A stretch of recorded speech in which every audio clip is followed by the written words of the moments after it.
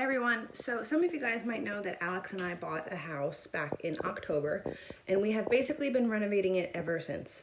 So today we're working on our master bedroom because we did not do that when we moved in, and now that I'm pregnant, I'm having a hard time getting into bed because our old bed was just sitting on the floor after we threw out our frame. So we just bought a new bed, so we're ready to tackle the master bedroom.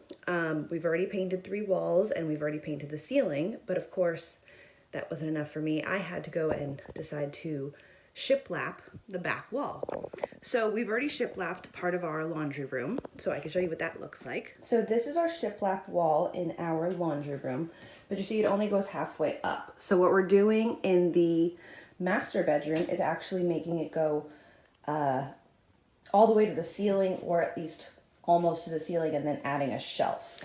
So what we're gonna do is actually do this wall behind me. Someone decided to paint it this hideous brown and not even do a good job.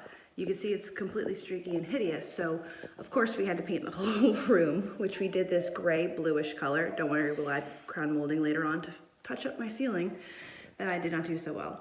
So my husband is currently at the store getting some more wood for us.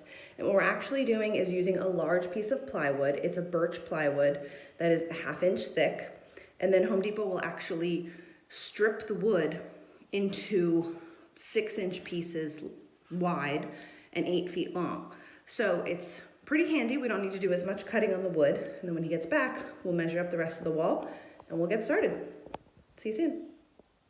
Okay, so my husband is back from the store, so we actually have 2 different kinds of plywood, but that's okay.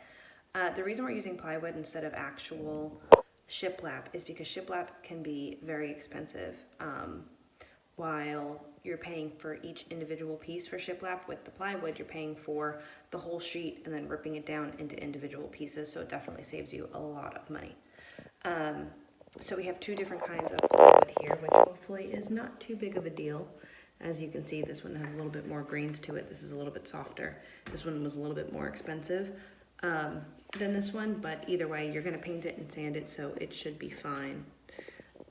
So you can see that the first piece is up. My husband is cutting to make that little end piece right there, and then we're basically gonna stagger the boards going up to about 3/4 of the wall. So we will show you that when it's done. Okay, so this is the final product. Well, I guess not technically final because we are gonna add a shelf above it. So as soon as that's done, we will post some pictures of that so you guys can see how that turned out.